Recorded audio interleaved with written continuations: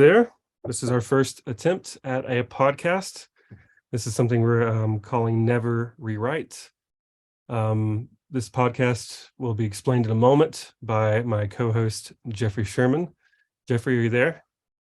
Hello, this is Jeffrey Sherman. Good to be here. I'm excited to talk about, never rewriting. It's sort of a philosophy of ours. It's not that you never rewrite your code. It's that you never start over and try to rewrite your whole thing from scratch. Got it. So tell us, before we get into the podcast, tell us, who are you? What do you do? So I'm a software developer for, over 20 years. I've been actively developing software for, I've been getting paid to develop software for over 25 years. But as a full-time professional for like over 20 years. And these days, I help SaaS companies scale their platform when they finally got that product market fit and they're scaling, and some of those early decisions they made that didn't matter because you needed to get something out the door. Right. Now they're coming back to bite you because, hey, you can't handle hundreds of thousands of customers. It's a good problem to have. Yeah, it's a great problem. I'll introduce myself here. I'm Isaac Askew. I am not as experienced as Jeffrey. I am catching up to him. He keeps getting further away every time I try to catch up, though. I have about 10 years in the software development industry. I'm also paid to write software professionally. So I feel like it's almost like a meme at this point whenever a developer comes in and they say something like, oh, this is awful code. I think we should either just trash it, or even better, we should rebuild it in my favorite language that I just discovered a couple of years ago that I'm obsessed with. You can almost see like the 0 days since last JavaScript framework kind of new JavaScript framework kind of joke, because the new one comes out, someone gets obsessed over it, they want to build in that thing that they know, and your awful old code base is the perfect excuse for rewriting. Yeah, the warning sign there is if anybody ever comes to you and says, look, this code is so bad, we just need to start over. It would be easier to start over. Our code is so bad. And never answering the question of, who wrote the code? And if you made it so bad this time, what's going to be different for next time?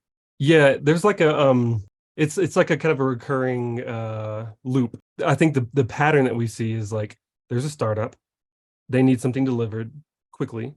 You deliver it as quickly as you can, and you do it poorly because you don't add tests, you don't think about the future, you're just trying to deliver for that one customer or somebody who gives you money, right? It could even be more innocent than that. Like you could write all the tests, probably not all the tests, but it's a startup, they think they're going to do one thing, and halfway through they realize that they need to pivot slightly, and soon the original design it's just not right anymore. Right. Whether you built it right, whether it was well built or not to begin with, it's the company started off, selling books online, and now it's selling everything online store, the Amazon story, right? That it's not exactly the same thing it was. By the way, the loop that I think occurs is once you end up building that product and you've built it hurriedly, then the other developers come in, they're fresh to it, and they go, oh, wow, I see what you did wrong here. I wouldn't have done it that way. But they would have if they were rushed as well. But they think from fresh eyes, oh, this is awful. Who built this? Why did they build it in such a sloppy manner? I could have done this way better because hindsight's 2020. In 6 months. In 6 months. Yeah. I could put it super quickly. This will be super easy. There's only a couple of features here. This is a basic platform. And that's the concept. And so you could actually almost see it playing out if someone said yes to them and they rebuilt it. And then a couple of months or years down the line, someone else comes in, who built this?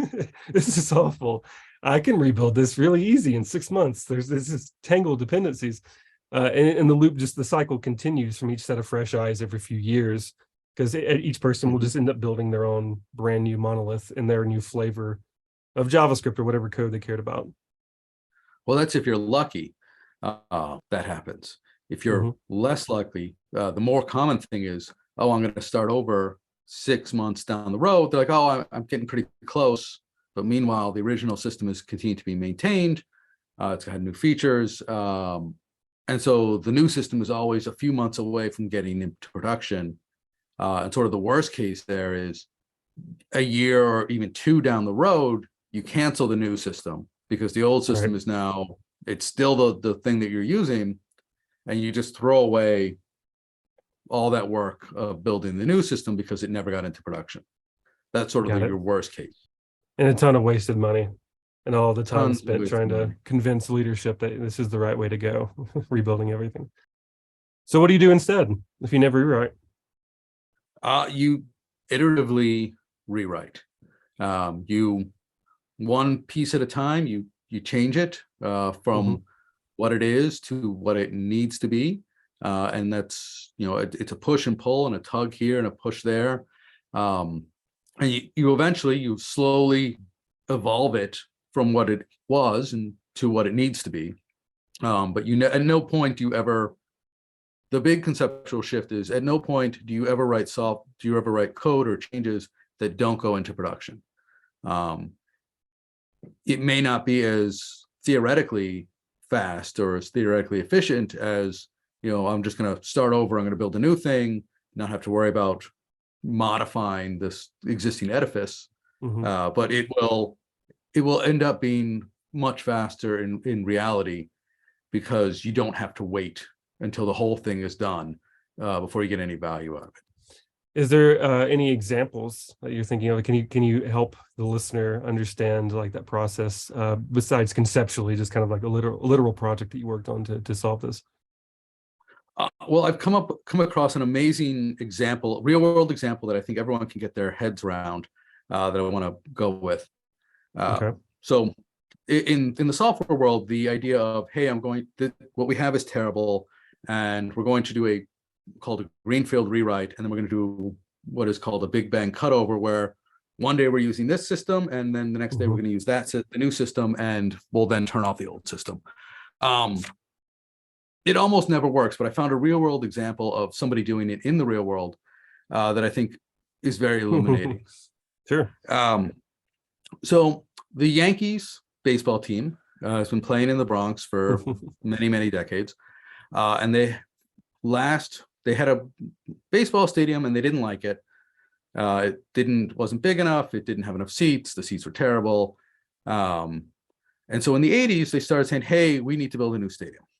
And for 30 years, they basically said, hey, we need to build a new stadium. We need to build a new stadium. So they didn't particularly do any iterative maintenance. Like, they maintained the stadium, but they didn't evolve it. And eventually, after 30 years, they got permission. They built a new stadium across the street from the old stadium. They took over a park. They built a new stadium on it. They moved the team over. They knocked the old stadium down. They built a new park, right? So it's as pure of a, look, we're going to take a green field, build a new stadium on it, literally. And then one season we play here, the next season we play there, and then we destroy the old system and we put a new green field there. So it's as pure of a real world physical example as you can get. And after planning this thing for 25 years, they built a stadium. And well, first of all, that was incredible that they actually managed to do it, but the stadium was not good. The outfield wall was built wrong, which caused it to become a home run derby. They angled the stadium incorrectly relative to the wind in the area, which caused it to become a home run derby. They spent a lot of money building this whole hospitality idea, which is a big moneymaker, which is great, I guess. Totally fine. But the hospitality suites right behind home plate were so expensive that even during playoff games, those seats, a lot of them were empty. So on TV, the stadium looked empty because there was nobody sitting there. These ridiculously expensive seats. And in order to build these ridiculously expensive seats, it ended up building a moat to keep the plebeians, I guess, away from the expensive seats, which made it impossible for fans who aren't rich to come down towards batting practice and try and get autographs from the players. So beyond building a terrible stadium, they also broke this interaction between the fans and the players, which is, fans are what your entire idea is built on. Right. Yeah. Baseball has no inherent value beyond the value that people enjoy and have the whole experience. And so the things they got were the hospitality suites, and slightly bigger general seats. Every seat got a cup holder. Like, that was important enough that it made it on the Wikipedia page. And that's kind of what I'm going off here. Like, that's how minuscule value adds were, that they spent 30 years planning to build a stadium, built a stadium that was actually not very good for baseball. But hey, they got cup holders at every seat. And that's kind of your best case. That is a phenomenal success for a Big Bang rewrite. You will not get better than that. Then, hey, you got a system that doesn't, it's not good. It's not as good as the old one, but it almost works correctly. And it does get you some of the features that you've been wanting. Right. When I came up with that example, somebody said, hey, even better, Madison Square Garden, which is also in New York, it's now the oldest stadium in New York, has been continuously upgraded and iterated on over the past 60 years. So it started off, it had 4 tiers of seating, and then they decided, oh, well, that's no good. So they merged levels 1 and 2 into a larger bowl. So they were able to increase the number of seats, reduce the number of, increase the exits, improve the flow. Then they merged a decade later, they merged levels 3 and 4, and they raised the floor, right? So not only did they rip out some things, they merged it. So they went from 4 levels to 2. They moved the floors. That let them add hospitality suites, which was the big thing that the Yankees wanted.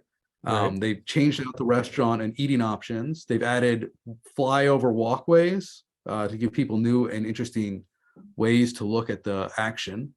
And they've didn't make it to the Wikipedia page, but I bet at this point every seat at Madison Square Garden has a cup holder. And so Madison Square Garden, they've been iteratively updating it, and now it's like everybody loves it. When it was first built, people hated it. They were like, "Oh, this is it's cold, it's terrible." And now everyone's like, "Oh, it's a great seat." It's been worked in. And people do want to tear Madison Square Garden down and build a new one a few blocks away, but it's not because they think that they can build a better Madison Square Garden. It's because they want to build something else on the land that's on Madison Square Garden. They want to build a better train station. They want to build condos, all these other things. And so people are constantly talking about moving Madison Square Garden, but it's not because they want a better Madison Square Garden. It's because they want the land underneath it. So 2 examples of a bad case where someone's rewritten essentially and didn't provide much value from it, wasted a lot of time and money. And another real world example where there was more iteration. It led to a better experience. Right. Yeah. Madison Square Garden has gotten better over the decades, and people love it. Fans love it. Whereas the new Yankee Stadium, it was kind of a pit because they didn't change anything. And that was kind of on purpose, so they could be allowed to build a new one. And then they finally built a new one, and it wasn't a very good fit for their actual use case because they took one shot in the dark and didn't quite hit the mark. Even though they had 30 years to take.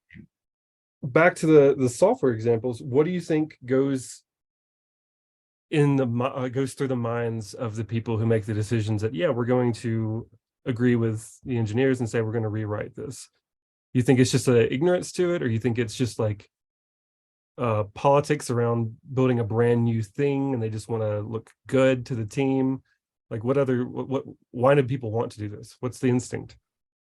I think the managerial instinct is that this is a bad idea, but they don't know what the other options are, right? There aren't a lot of people out there like you and I who are saying, hey, never rewrite.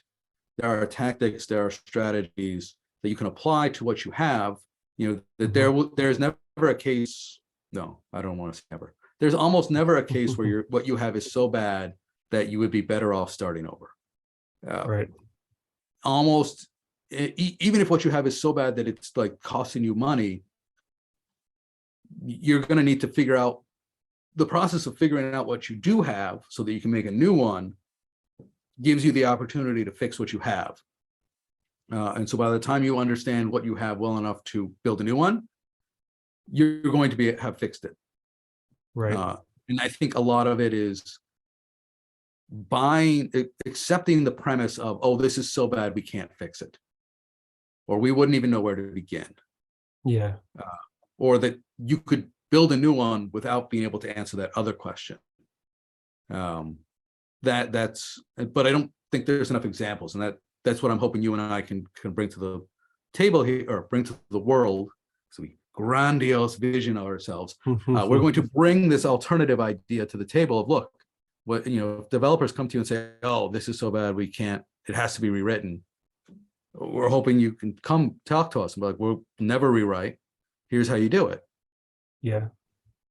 And I think too, from the engineering perspective, not just the decision makers, higher level people perspective, I'm just like reminded of my first time encountering somebody else's code that was very old, but still a moneymaker, right?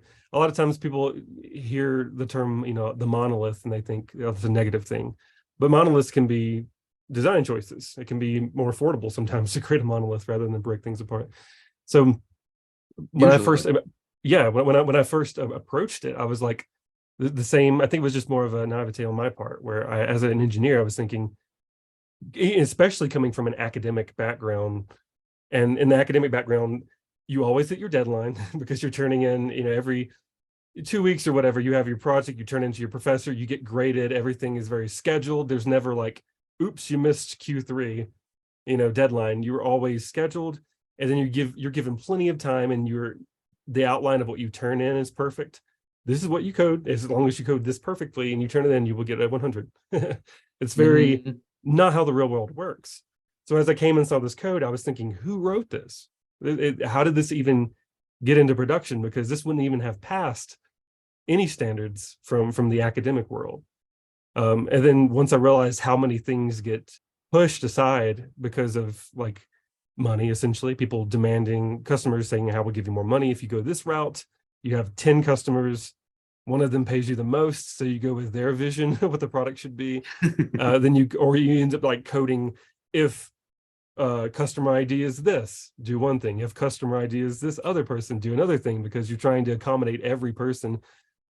You don't have that context as like a brand new engineer coming in. You don't understand how things have evolved in the truest sense of that word over time. That's very, true. very over time. Yeah.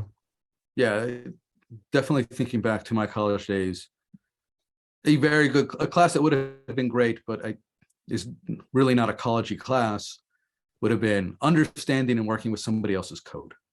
Oh, for sure. There's, I remember I was arguing with someone about this recently. I had to take a class on databases, and in databases, it was primarily just MySQL they were talking about, or just relational databases, and they were talking about normalization of databases and how to make like the purest, most beautiful database organizationally. And they showed you how to do Form that. normalization. They showed you how to create this, and there was a whole semester's worth of material on it, but nobody ever told you that you might never encounter that in the real world, because people make the messiest stuff. There was never a how to maintain, optimize, and curate other people's messy code bases or messy databases, how to organize that kind of thing. So honestly, I feel like that example, if we had classes that were about managing imperfect code rather than trying to create perfect code, or databases for that matter, that would be much more helpful, at least in my experience. Right. There's it was some lawyer movie, where they talk about, when you're med school, they teach you all about the theory of medicine, and then they make you be basically a doctor intern at a hospital for 3 years, a resident, to teach you actually how to apply medicine to people. And the characters were talking, it's like, oh, as a lawyer, you get all this legal theory, and then we send you out into the real world, and you have no idea how to do law, like how to actually do a case and work it. We kind of have the same thing in the software industry, and we don't even have the bar to kind of put a minimum competency standard. And I'm not advocating for it, but like, you get out of college or self-taught, and you have no idea what you're doing. 100% of the people. Yeah, that's absolutely my case, because even I remember some of the classes I took for computer science were like compilers, how to create your own language and how to, write a compiler, assembly, which I mean, it's interesting to know, but never had to code assembly. Logic gates, binary, some stuff like that. And then a lot of math, calc 1, 2, and 3. And a lot of that I never used. Most of that I never used. Once I was thrown into my first startup, and they were like, "Oh, you learned C++ and Java? We don't care about that. Here's PHP, Yeah. it's some really bad jQuery. Learn that real quick, and you'll help us deliver." And so I learned all that, and then I found slow code, and I didn't even think about big O notation. I didn't think about what kind of algorithm this is. I just thought, "Oh, those are a bunch of nested loops. I can see what's going on here. That seems stupid." So Right. there's higher level ways of looking at it that I'm sure are useful, maybe in other areas, but in the fast-paced startup world, I think a lot of those problems expose themselves as very obvious. Like in general, the idea for me is that coming in as an engineer and seeing this really old code that seems non-performant or very difficult to change, my first instinct from that background was, this is somebody who does not know what they're doing. Instead of understanding this is somebody who made calculated decisions to deliver value because money was rolling in. And that's the first big piece is don't assume the code you're written was written by dumb people. I think that's one of the first pieces. Yeah, that's a huge thing of having empathy and grace. And I don't know if forgiving the previous developer is the right way to say it, but just assume that the previous developer did what they did for a reason. Right. And the reason is not that they were stupid or that they were incompetent. If you needed to write something that's not good, but because it's going to keep a customer from walking out the door, it's great. It's great. Yeah. Yes, you may know that the code is not good, but it's judge us not by our code, judge us by our impact, or it's about the outcome. It's not about the code. Right. So, and I feel like that was still another one of the biggest kind of barriers for me to overcome as like a junior engineer coming into the industry, is me understanding the code written before me was written for a reason. It was written by somebody just as smart as me that made this decision. And I guess abandoning that ego around it. Because I think ego is what drives a lot of the decisions to rewrite. You think you can do better. You think people came before did worse. And you think your solutions are better. Yeah. Maybe we could start wrapping, because what we would love for our audience is bring us problems. What we would love to do, more than talk about how software coder should be written, we would love for you to bring us your real life examples. Like when you have some code and you're about to come to your boss and say, "Look, this is so bad, we have to start over. There's no other way forward." Mm-hmm. Well, reach out to us. We'll have you on, and we can help you talk through how to find those first, toe holds, finger holds into the existing system, so that we can start pulling it apart, and you can make iterative improvements and never have to rewrite it. For sure. All right. Well, that's going to wrap us up for today. If anybody wants to submit some examples of this that we can, or maybe have like a real life lab and work through for the next episode, send it our way. We'll have it in the show notes. Have it in the show notes. All right. Thanks everybody for attending the first episode of Never Rewrite. I'm Isaac Askew. Sherman. And we'll see you next time. See you next time.